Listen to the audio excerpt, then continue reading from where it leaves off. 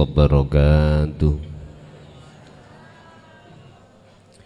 Ila hadratin Nabil Mustafa Rasulillah sallallahu alaihi wasallam wa ala alihi wa azwajihi wa dzurriyyatihi wa qarabatihi wa ali baitihi wa ashabil kiram. Wa ila jami'il anbiya wal mursalin wal awliya wa syuhada wa salihin wa tabi'ina tabi'ina salihin ila yaumiddin. Wa ila abaina wa ummatina wa azdatina wa masyayikhina wa auladina wa azwajina wa dzurriyyatina wa ahli baitina, khususan jami'i man tabi'ana wa jami'il arwah fi hadil majlis wa ghairahum lahumul fatihah.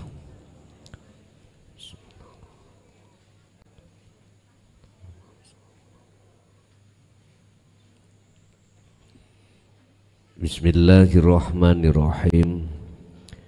Hamdan yuwafi ni'amahu wa yukafi jida. Ya Rabbana lakal hamdu kama yanbaghi li jalali. Asyhadu an la ilaha illallah wa asyhadu anna Muhammadan abduhu wa rasuluh. Allahumma salli wa sallim wa barik alaihi wa ala alihi wa ashabihi ajmain, amma ba'du. Ada 10 kisah di dalam bulan Suro atau Muharram yang kisah dan sejarah tersebut bisa kita ambil sebagai satu pelajaran atas perjalanan ruhaniyah kita kepada Allah. Itu bagi mereka yang betul-betul mengakui bahwasannya kita itu selama ini berbuat zalim pada Allah. Atau seseorang yang sudah sadar bahwasannya kita selama ini berbuat zalim pada Allah secara ruhaniyah, baik yang bodoh tentang ilmu syariah ataupun yang alim ilmu syariah. Keduanya itu tidak menjadi satu persyaratan atau rukun sah dan tidaknya seseorang itu ada kesadaran. Tidak. Ukuran di dalam kesadaran hati bahwasannya selama kita itu zalim adalah hidayah, petunjuk dari Allah langsung masuk di dalam hati Anda dan hati Anda sadar kalau selama ini kita berbuat zalim pada Allah. Bentuknya apa kita zalim? Kita menjadikan selain Allah sebagai Tuhan. Yang ku maksud Allah itu bukan nama. Kita menjadikan yang ahad itu sebagai Tuhan. Bentuknya kita beriman terhadap selainnya. Contoh, dalam hati kita ada satu keimanan bahwasanya dinginnya suasananya itu dikarenakan datangnya AC atau es. Iman kita yang jatuh terhadap makhluk inilah Bapak Ibu bentuk kalau kita itu telah berbuat zalim pada Allah. sampai Allah berpesan la taj'alu ma'allahi ilahan akhara, janganlah kau menjejerkan selain Allah di dalam hatimu. Janganlah ada di dalam hatimu ada iman selain daripadanya. Jangan. Ternyata kita selama ini begitu. Itulah bentuk kalau kita itu telah berbuat zalim pada Allah. Dan bagaimana caranya kita keluar dari kondisi seperti itu, Bapak Ibu? 10 Muharram terjadilah diterimanya tobat beliau Nabi Adam alaihissalam oleh Allah atas perbuatan dolimnya, yaitu memakan buah khuldi. Sebuah kisah saja, dan jadikan ini nanti sebagai alat pelajaran Anda untuk melaksanakan apa yang pernah dilaksanakan oleh bapak kita, yaitu Nabiullah Adam. Hal itu Allah tuangkan di dalam surah Al-Baqarah ayat 35 sampai 37.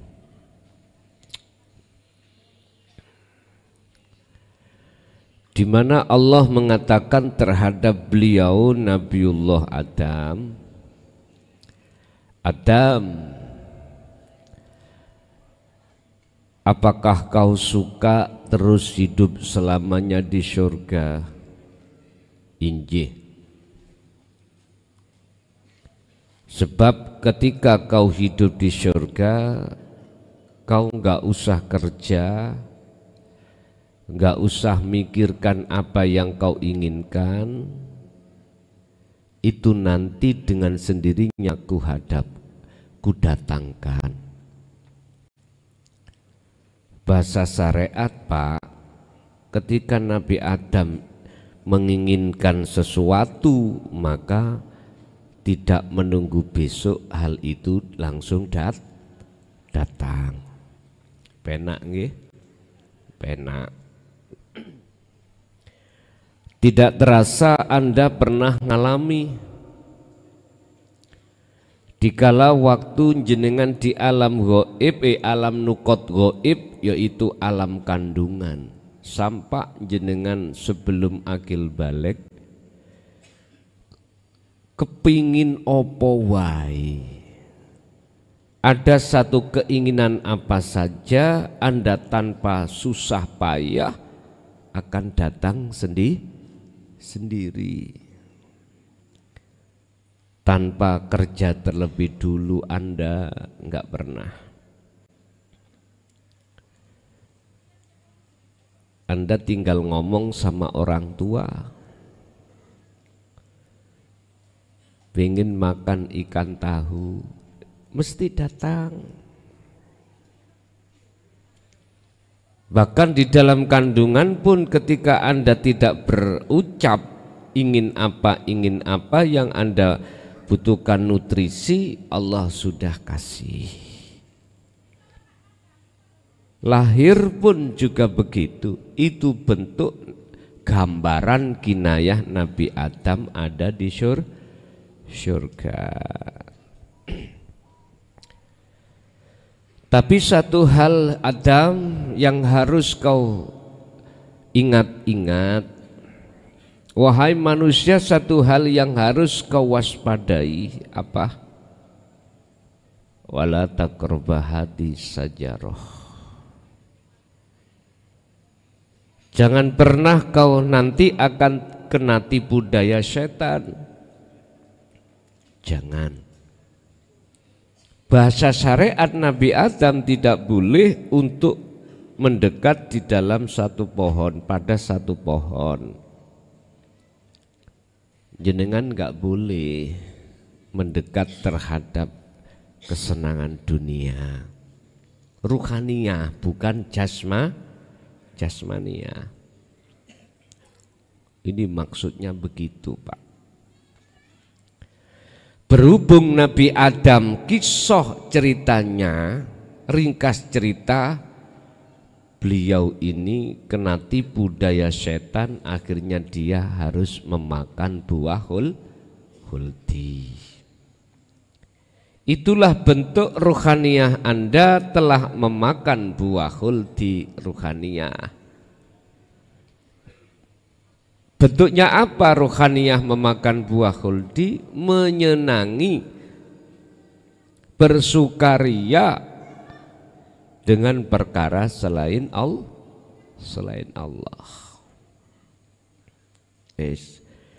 Berarti posisi kita itu yang ada di sini pendosa, Pak. Pendosa. Sama dengan Nabi Adam sebagai orang tua kita. Sama. Inti cerita Nabi Adam diusir Allah dari surga ke dunia. Kita mau makan, mau enak harus kerja dulu. Sama. Adam juga begitu. Akhirnya Allah menurunkan wahyu terhadap Nabi Adam. Dalam surah 37 ayat 37 Allah berkata, fatalaqqa Adam, apakah kau ingin kembali ke negeri asal? Sekarang Anda tak jawab, tak tanya. Ini sasi Muharram. Kejadian Nabiullah Adam juga sasi Muharram. Gunakanlah nanti di dalam sasi Muharram ini, sasi Suro, bulan Suro, bahasa Jawa,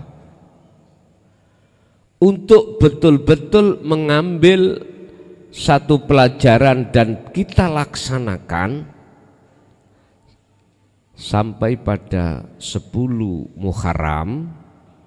Sekarang tanggal 1 ya, tanggal 1 sampai tanggal 10 Muharram Anda betul-betul makrifat pada Allah.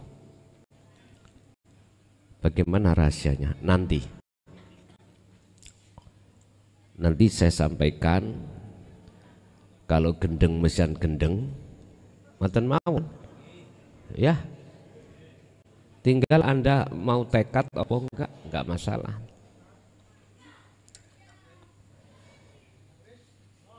Nek pancen jenengan nanti gendeng, ya wis ikut terbaik.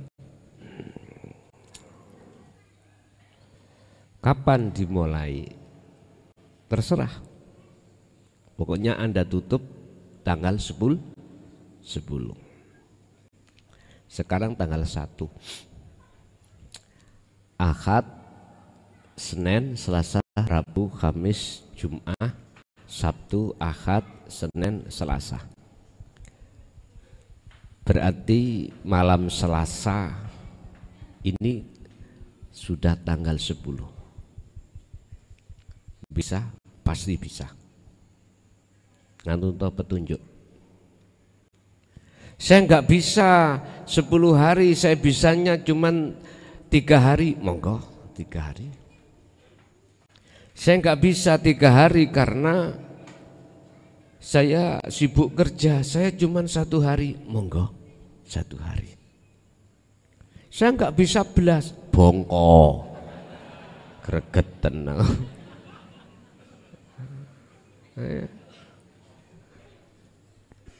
Terserah jenengan. Di mana tempat, di pondok, di rumah, dimanapun silakan. Di sungai, di gua, atau dimanapun monggo. Sak kerso jenengan. Saya hanya bisa malam aja, siang kerja, monggo. Saya cuman 24 jam, bisanya 1 jam, monggo. Pokoknya jangan blas sama sekali. Yes. Pun. Adam dalem Gusti, kau ingin kembali ke rahmatku. Bahasa syariat, kau ingin kembali ke negeri asalmu, syurga. Injih Gusti. Apa Adam? Loro kabeh kula wonten donya. Aku mencintai si A, ternyata si A mati. Aku ditinggal terlebih dulu, sakit hatiku. Aku mencintai anak, mohon maaf, ternyata anak kepada saya menyakiti aku. Saya kerja siang malam untuk menjadi orang yang kaya, untuk berkecukupan sandang pangan papan di tengah keluarga. Sudah kaya, semuanya tercukupi bahkan lebih, ternyata saya disakiti oleh kekayaan itu dengan bentuk dihabiskan Allah lewat dicolong maling. Nah, lepas daripada itu ternyata semua yang kukumpulkan ternyata pisah dengan saya dengan bentuk kematian saya. Harta waris yang saya tinggalkan ternyata dibuat royoan atau rebutan oleh ahli waris. Akhirnya ahli waris tidak ada rukunnya, dibuat untuk maksiat pada Allah. Injih kula pegel wis ning dunya. Oh ngono. Oke. Jikalau kau ingin betul-betul hatimu untuk kembali kepadaku, kata Allah, fatalaqqa Adamu mir rabbihi kalimatin. Kau harus terima wahyuku. Pak, ini wahyu, Pak. Wahyu itu dijamin kemurniannya, dijamin kalau datangnya itu hanya dari Allah, dari Tuhan, bukan dari makhluk. Mana yang disebut kalimat atau wahyu, itulah pendidikan, pengetahuan, ilmu tentang bagaimana caranya ruh panjenengan ini keluar dari penghambaan terhadap selain Allah.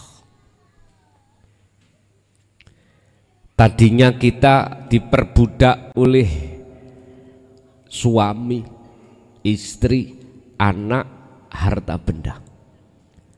Akhirnya waktu demi waktu kita sibukkan hati ini bersenggama, berkasih mesra dengan semuanya itu. Inilah yang disebut orang yang paling merugi. Ini waktu demi waktu hati kita curahkan, diperbudak oleh selain Allah, sehingga sibuk hati ini berkasih mesra dengannya, sampai Allah memberikan satu pernyataan dalam sumpahnya, wal asri, demi masa, innal insana, sesungguhnya banyak manusia, itulah fi husrin, di dalam kerugian yang besar. Ya ini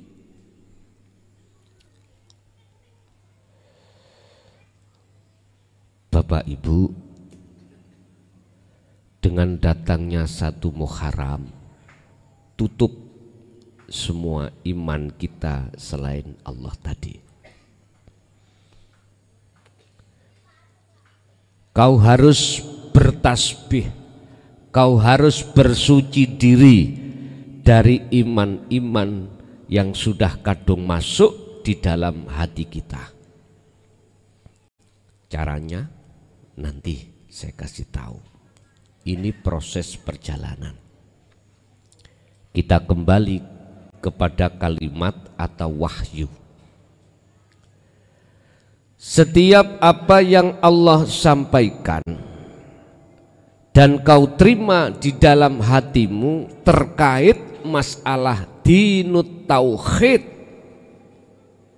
yang sifatnya adalah daqaiqul asrar, lembut-lembuti rahasiane ilmu makrifat, itulah wahyu. Itulah yang dimaksud kalimatin. Nabi Nabi Adam menerima.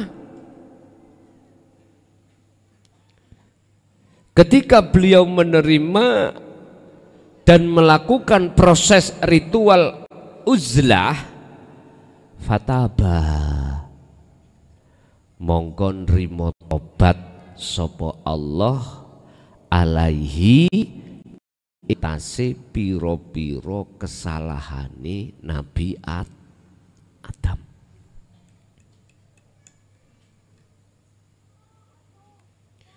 Jenengan nanti kalau sudah melakukan tindakan apa yang kukatakan nanti dengan bentuk jenengan muraqabah dan bertemu Allah, maka itulah yang dimaksud proses perjalanan Nabi Adam kembali kepada Allah. Memang Pak, kalau tinggalkan dunia itu mesti hati jenengan itu gendeng. Karena apa? Apa yang dikatakan nafsu dan akal ini jenengan abaikan, wis gak ngereken, hanya ngereken apa ngereken bahasa Indonesianya, hanya memperhatikan isi dalam wahyu itu dari Allah. Inilah petunjuknya di situ.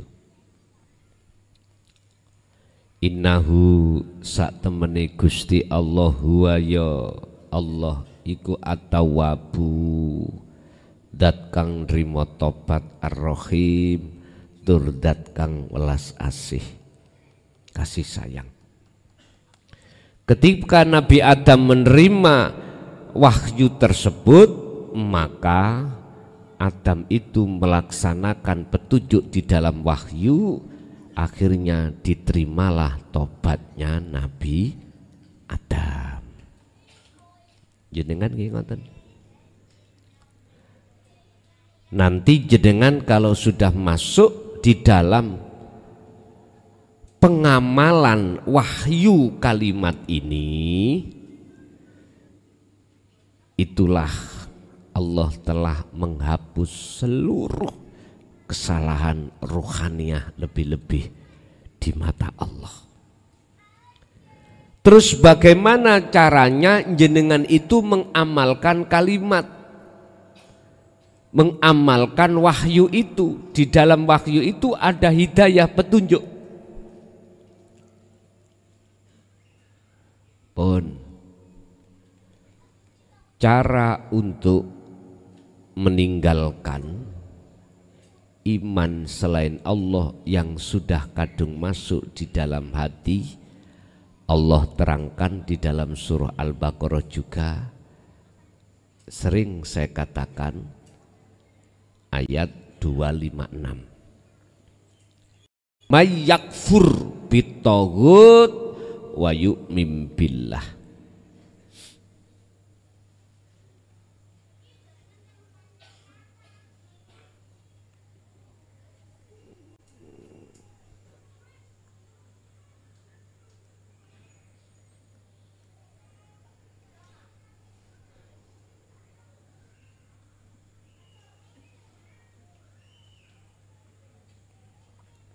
Ini Pak.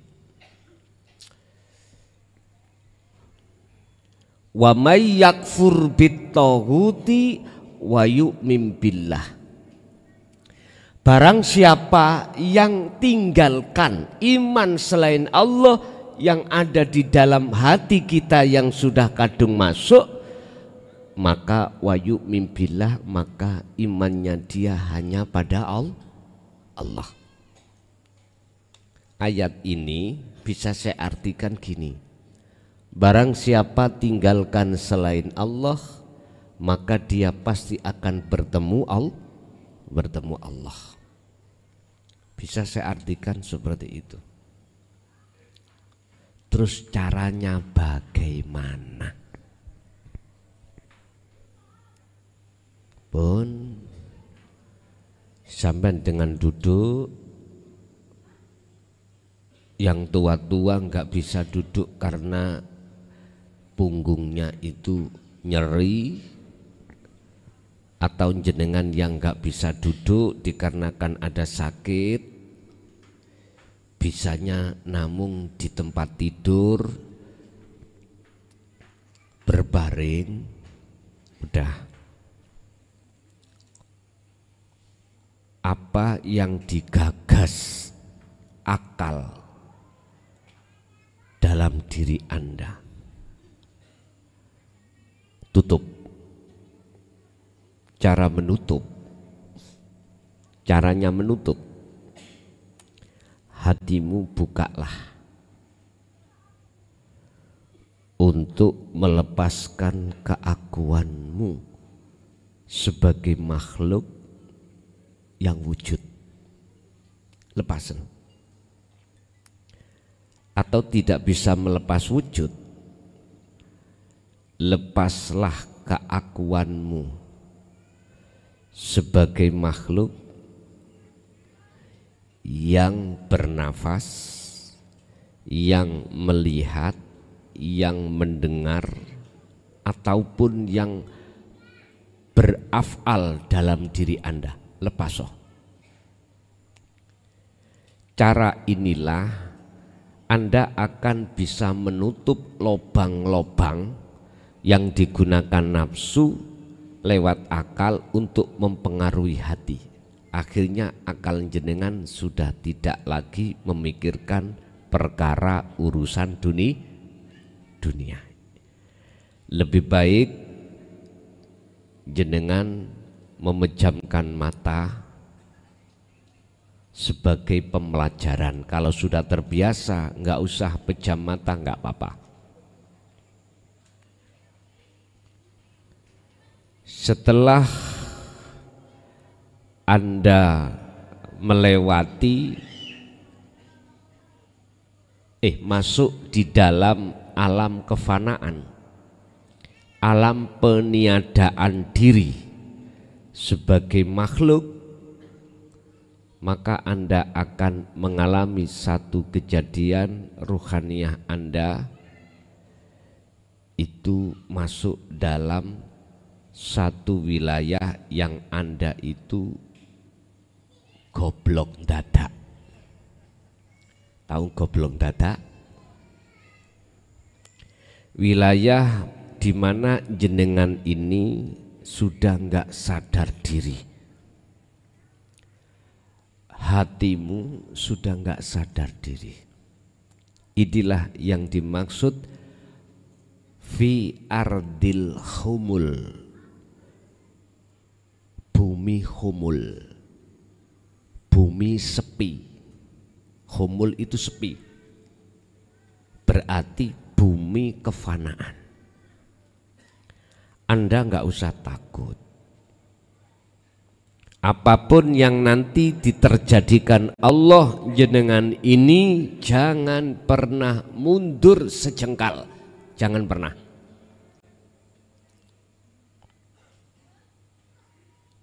Jangan pernah mundur. Wa aslimu lahu, udah pasrahkan semuanya itu. Apa kata Allah? Apa kata Allah?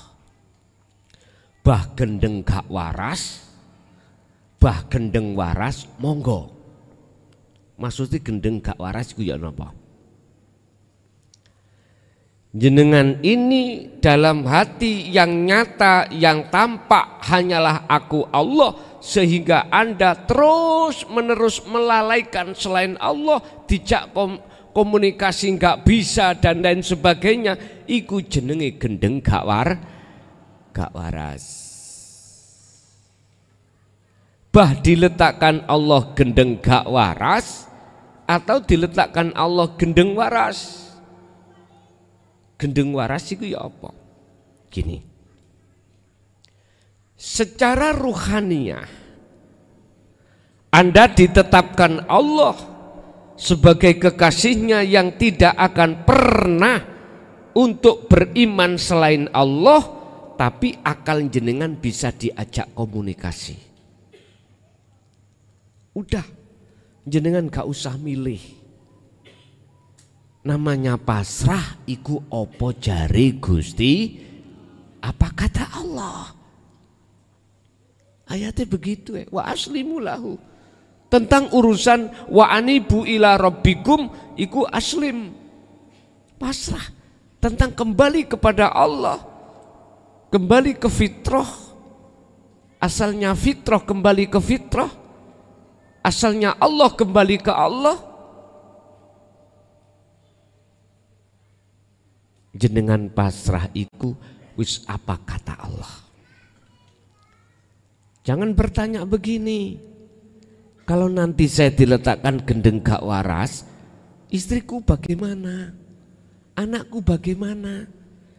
Kalau pertanyaan itu muncul dalam hatimu, berarti nyun sewu, pasrahmu iku pasrah gombal. Nggih? Pasrahmu pasrah gombal. Jangan kau hitung-hitung itu. Jangan. Kalau niatnya itu kembali betul-betul makrifat pada Allah, ya sudah. Jangan nunggu kapan-kapannya. Ini mumpung momen-momen di mana ada 10 kejadian dalam bulan Muharram ini, kekasih Allah dalam perjalanan. Kalau Nabi Adam ini diterima tobatnya, jadi kita masuk di situ. Nanti ada Pak kejadian Nabi Ibrahim, beliau dibakar oleh Raja Namrud, tapi api terasa dingin. Dicoba nanti pengurus golek kayu sing sak truk, jenengan gendengo terus dicengklungno gunung. Ndak, itu kinayah Pak, itu kinayah. Sebetulnya kinayah atau isyarah. Mana perkara yang menjadikan hatimu panas? Apa? Ternyata perkara-perkara selain Allah. Nyun sewu, anakmu tuturannya pangel, disuruh ke utara malah ke selatan. Aku yakin Anda sebagai orang tua, dadamu masih terasa panas. Kadang-kadang saking panasi, amarah muncul, anak itu kita kaplok. Nek zaman kula biyen Pak di Pelanggrang. Tahu di Pelanggrang? Kula niki dipenteng abah ya. Nanggone wit randu.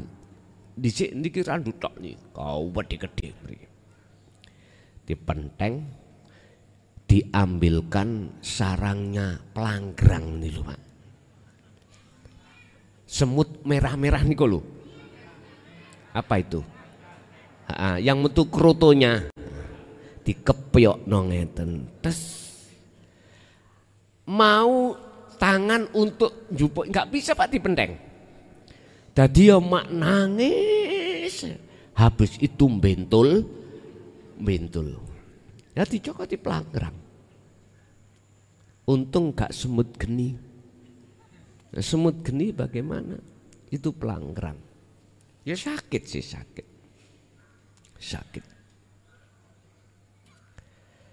Bapak Ibu, Yun Sewu, ada kejadian Nabi Nuh diselamatkan Allah dari tsunami. Ya, karena beliau masuk di dalam kapal, sehingga sebelum terjadi tsunami itu Nabi Nuh diperintahkan Allah membuat kapal. Dan perintah turun itu ketika saat kondisi cuaca terik atau kemarau panjang. Akhirnya apa? Kaum itu mengatakan bahwasannya si Nuh ini orang gendeng. Lu nggak ada hujan, nggak ada apa kok bikin perahu. Tapi beliau diam aja. Nanti kau kalau tahu lah, kau akan berkata lain. Sampai pegeli, sampai jengkelnya kaum Pak terhadap ajaran Nabi Nuh. Kapal itu di sini dibeoli oleh masyarakat, oleh kaum. Tapi suatu saat masyarakat itu jatuh sakit. Akhirnya Allah berwahyu kepada Nuh. Nuh, kalau kamu pingin waras sembuh, tae emang kongkon gawe obat. Tae kongkon gawe obat. Allah ya Karim. Itulah maksud siapa yang menanam dialah yang menuai. Udah kembali kepada wahyu. Yang dimaksud wahyu itu adalah keterangan yang mampu untuk mengubah kondisi ruhaniahmu. Keterangan yang bisa mengubah kondisi imanmu, atau boleh jadi keterangan yang merevolusi iman karakter hatimu yang tadinya selain daripada Tuhan yang sebenarnya sekarang masuk pada Tuhan yang sebenarnya. Ini memang kalau ini kita terima dengan akal Pak, nggak mampu. Akal nggak mampu menerima wahyu ini, nggak mampu. Sampai ketika beliau Rasulullah menerima salah satu wahyu, beliau menggigil. Jasad ini menggigil. Dalam satu hadis diriwayatkan oleh Aisyah, beliau itu dikemuli oleh Aisyah. Kalau nggak salah begitu. Jadi jenengan nanti jikalau menggigil terasa dingin dan lain sebagainya, udahlah, jangan berhenti, terus lanjutkan Anda mengikuti arus Allah dalam rangka bebersih diri untuk menuju hakikate akunya Allah. Wa aslimu lahu. Sebelum bertindak nanti Anda tata betul tentang masalah pasrah diri. Udah ditata. Tadi saya katakan nggak bisa 7 hari ya 3 hari, nggak bisa 3 hari ya 1 hari, nggak bisa 11 ya bongko. Pak, mohon maaf ya, dalam bulan Muharram 1 bulan diambil 1 hari 1 malam aja sih, masa sih gak sempat? Padahal tempatnya ini saya tidak mewajibkan harus di pondok, enggak. bisa di rumah, bisa di gua, bisa di hutan, saenak sampean. Mana miturut hati sampean iku mau bisa. Bahkan sampah nggak bisa siang, saya malam dok. Ya udah malam aja. Karena siang kita kerja, malam. Sampai begitunya sih Allah itu. Murahnya sampai begitunya. Sebab perkara apapun yang berkenaan dengan dunia itu nggak ada gratis, Pak. Cuman satu yang gratis. Perkara Allah. Ini gratis. Coba sampean lihat perkara urusan dunia, mesti ada hitungan. Mengapa ada hitung-hitungan? Karena di dalam hati kita masih merasa kita yang melakukan. Hanya Allah yang tidak mau dibalas, hanya Allah. Setiap saat dan waktu, setiap detik Anda dilayani Allah lewat nafas, itu pun kita tidak mau tahu kalau itu dari Allah. Kita nggak punya etika. Inilah potret banyak manusia seperti ini, Bapak Ibu. Itulah Allah gratis. Nggak ingin Allah dibalas, apapun nggak ingin. Kalau toh ada ayat yang mengatakan olehnya Allah menciptakan jin dan manusia semata-mata itu untuk menyembah Allah, itu kembali kepada dirimu, bukan manfaatnya pada Allah, kembali pada diri kita masing-masing. Allah itu laksana matahari, Pak. Apa yang telah dinyanyikan oleh anak kecil itu tentang kasih ibu. Kasih ibu kepada beta tak terhingga sepanjang masa, hanya memberi tak harap kembali.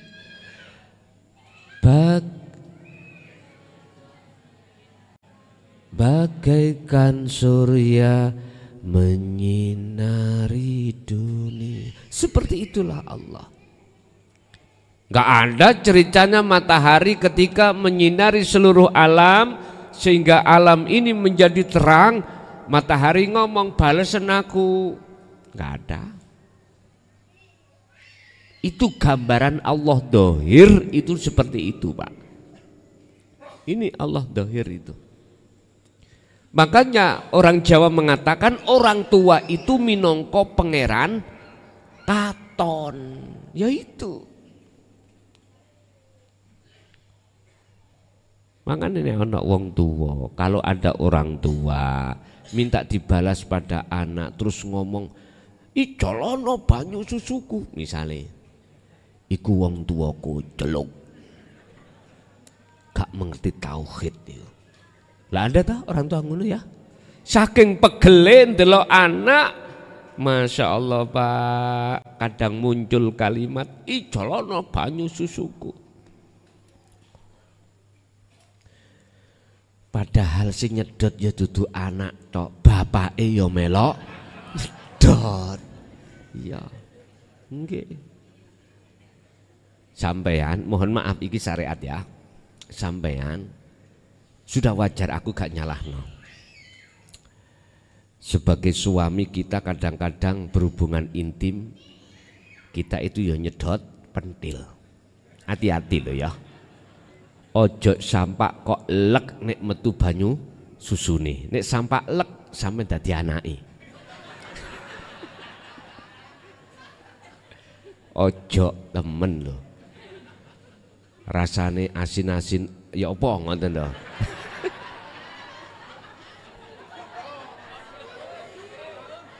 Tahu Gus sampean gelek kula. Terus bojo kula nek gak ngono gak marem. Wis gak apa-apa. sing wis ndek bojo lho ya. Niki kan pendidikan seks niku kan ya penting. Harus diajarkan juga biar nggak salah. Ngeten loh. Pun belakrak tutuk gunungnya apa itu. Pun Allah nggak pernah minta jenengan bales. Allah nggak butuh Anda menyembah, enggak. Walaupun ayatnya illa liya'budun. Tapi etika tata krama jenengan kali kula sebagai makhluk atas dasar apa yang telah Allah berikan dua nikmat, yaitu nikmat ijad dan nikmat imdad, maka etikanya kita harus menyembah, beriman hanya padanya, hanya itu. Jangan beriman menyembah terhadap selainnya, Anda akan diperbudak nantinya, akan disibukkan dengan apa yang Anda jadikan sebagai Tuhan Anda. Itu pasti, Pak. Setiap Rasul pasti akan dibawa ajaran ini, Pak. Makanya dalam kesempatan Muharram ini saya tidak hanya menyerukan terhadap Anda yang sudah bertemu saya secara fisik, akan tetapi yang belum bertemu sama saja lakukan di rumah. Apa sah Gus saya belajar lewat channel jenengan? Sah. Di mata Allah sah. Urusan di mata manusia berkomentar sama dengan jenengan iku belajar pada setan, abaikan kalimat itu. Kalimat yang tidak bertanggung jawab. Saya tanya mengapa kalimat yang tidak bertanggung jawab? Anda bilang setan, sudah tahu setan bagaimana? Belum. Lah ngapain terus kui ngomong setan? Anda bilang itu nafsu, Anda sudah tahu ketemu nafsu, yang bagaimana nafsu? Kita Pak jujur yang ada di syariat saja nggak pernah tahu mana sih nafsu itu, ya tak? Paling tidak kita dapat keterangan nafsu itu ya ngajak kamu berbuat jelek. Contoh kau maling, contoh kau waktu sholat gak sholat, contoh kau melakukan perbuatan maksiat. Engko dhisik cak, entar dulu. Allah sudah katakan innahu lakum aduwwum mubin. Sesungguhnya nafsu itu adalah musuhmu yang nyata. Nyata itu jelas.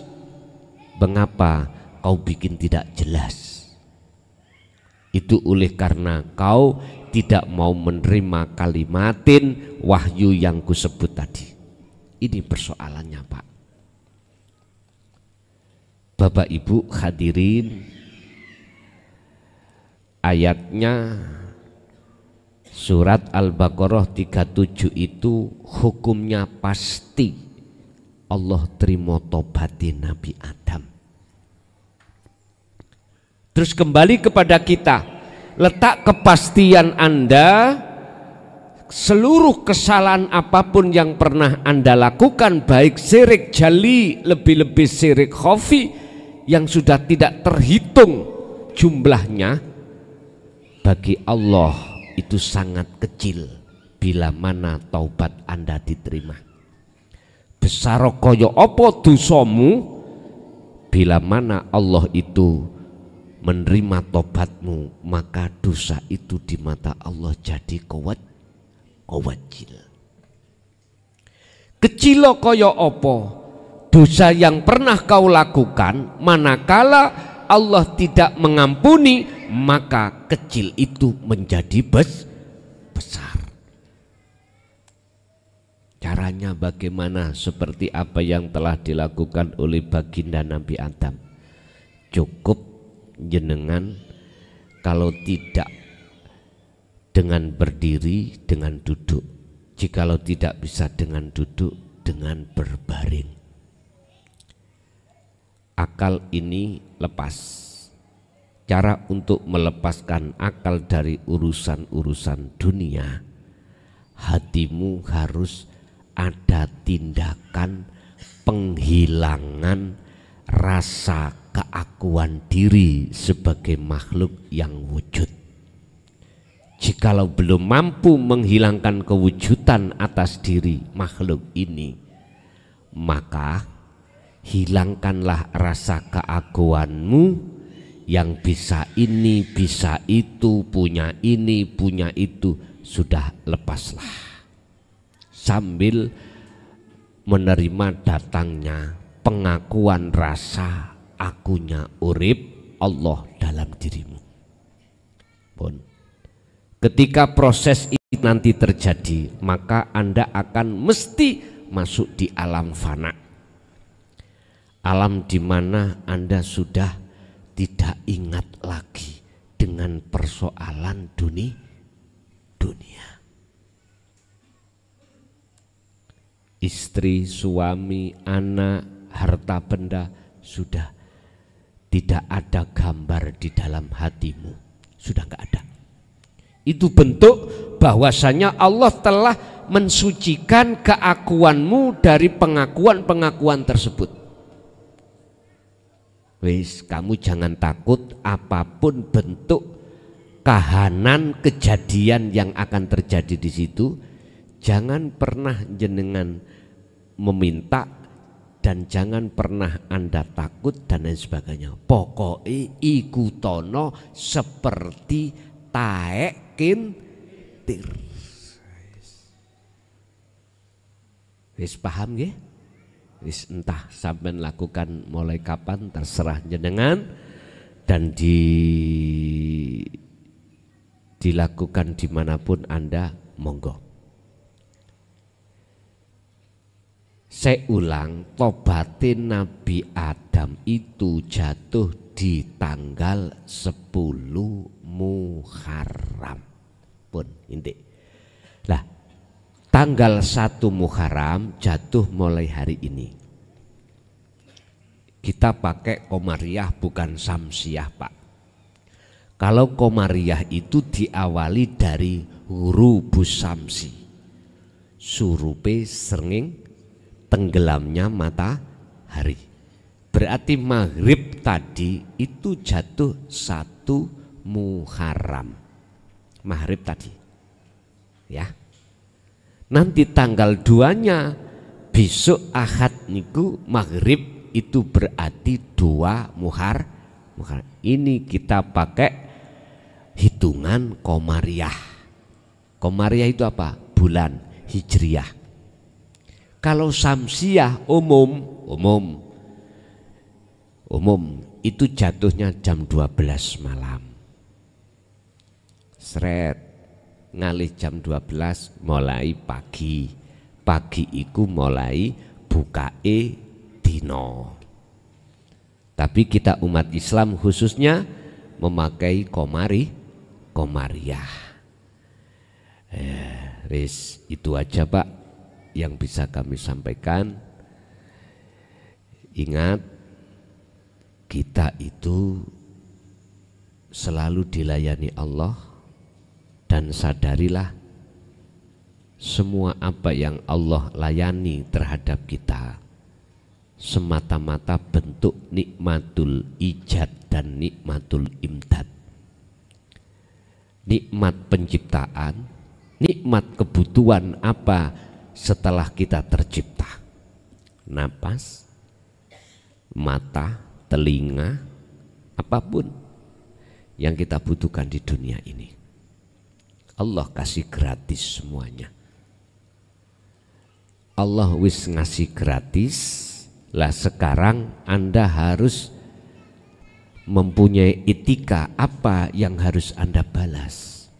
Padahal Allah tidak minta balasan. Cuman etikanya hanya satu.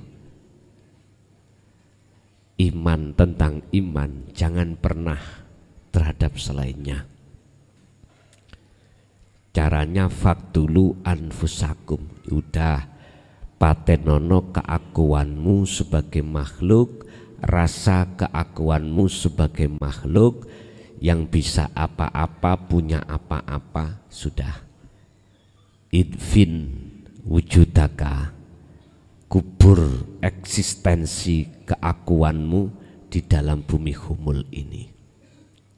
Wis bila mana mudahnya jenengan iku pelepasan diri, didorong dengan dzikir sir, nggak apa-apa, lakukan. Hatimu mengucap hu, masuk keluar Allah, nggak apa-apa. Kalau itu untuk mendorong mudahnya lepasnya keakuan diri, monggo. Bapak Ibu hadirin, itu apa yang bisa kami sampaikan untuk sesi Muharram yang terpenting. Selanjutnya kita masuk pada sesi tanya jawab. Barangkali ada yang perlu ditanyakan, kami persilakan.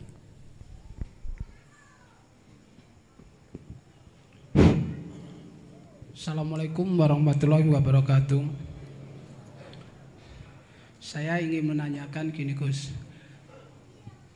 sangkakala itu kalau secara syar'i itu trompet. Di dalam, saya pernah ke Singosari, di situ ada patung yang namanya sangkakala. Tetapi di sangkakala itu, sang itu dewa, kala itu waktu. Berarti gini, saya menafsirkannya gini Gus, sangkakala itu kan suatu kematian. Saya menafsirkannya, kalau kematian itu sewaktu-waktu bisa dinyatakan suatu kematian. Tetapi saya mengatakan bahwa waktu tiap hari sewaktu-waktu kita harus menghilangkan keakuannya hamba, mati di dalam hidup. Mungkin Gus bisa menambahkan atau mungkin menjelaskan secara detail. Terima kasih. Assalamualaikum warahmatullahi wabarakatuh. Waalaikumsalam warahmatullahi wabarakatuh. Wama umiru lan ora den perintah sira kabeh illa liya'budullaha, kecuali untuk menghadap pada Allah, mukhlishina lahuddin, dengan hati ikhlas lepaskan semua selain Allah dalam agama itu, hunafaan, dengan sungguh-sungguh. Memang benar sangkala itu trompet yang maksudnya bukan berbentuk jenis trompet, itu bukan yang biasanya kita tiup setiap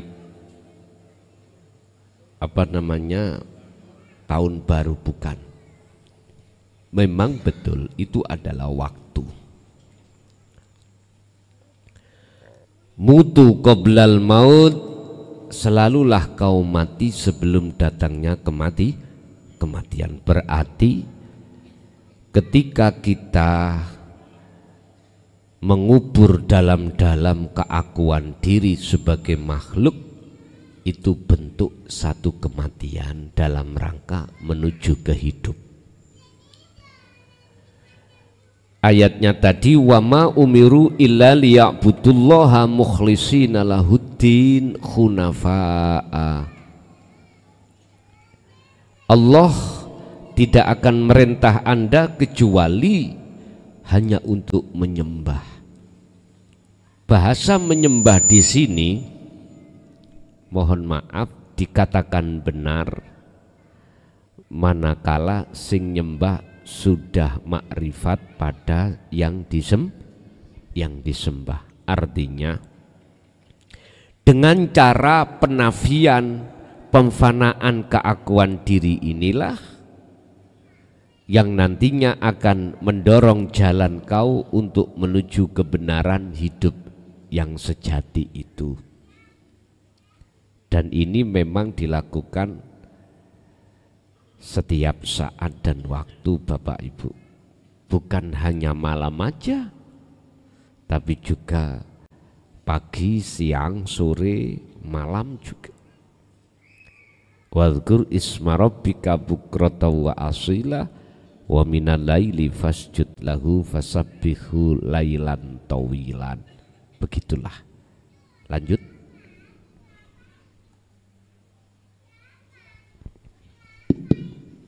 Mikir aja disebul, ora eneng semute. Didok-dok. Assalamualaikum warahmatullahi wabarakatuh. Waalaikumsalam warahmatullahi wabarakatuh. Saya mau tanya Gus. Nggih. Pohon cemara 7 yang tempatnya ada di atas bukit itu, di Jannatul Firdaus. Pohonnya itu besarnya sama, tingginya sama, bentuknya sama, daunnya sama, bersinar putih dan berkemerlapan. Di dunia ini tidak ada pohon cemara 7 atau pohon kembar cemara 7 kalau tidak di surga. Pohon tersebut bisa dilihat dari segala penjuru alam surga maupun dunia. Wow, bagus sekali pohon itu. Iya, jelas. Yang saya tanyakan ialah orang-orang yang bagaimana yang bisa melihat pohon cemara 7 itu dari alam surga maupun dunia, dan bagaimana menurut hakikatnya pohon-pohon tersebut. Demikian Gus, mohon penjelasannya. Assalamualaikum warahmatullahi wabarakatuh. Waalaikumsalam warahmatullahi wabarakatuh. Sebetulnya wujud pohon itu kinayah. Sebetulnya surga pun juga kinayah, neraka pun juga kinayah. Tapi bukan berarti secara syar'i tidak berlaku, enggak. Sama dengan begini.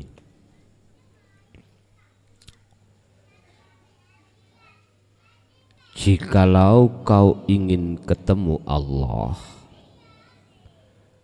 maka matilah kau. Ini dulu tidak dijelaskan dengan gamblang, sehingga menjadikan kita kebingungan. Yang dimaksud matilah kau adalah matikan keakuanmu secara ruhaniah, bukan secara jasmaniah. Berarti jasmaniahmu harus ada tindakan untuk melakukan kholwat, dan ruhaniahmu meniadakan keakuan diri. Mestinya dijelaskan seperti itu. Tapi pada saat itu nggak berani, karena siapa yang berani mengatakan itu, mohon maaf, bangsa londo iku ngancam akan menangkap dan membunuh. Bangsa kaum Khawarij itu ngancam akan menangkap dan membunuh.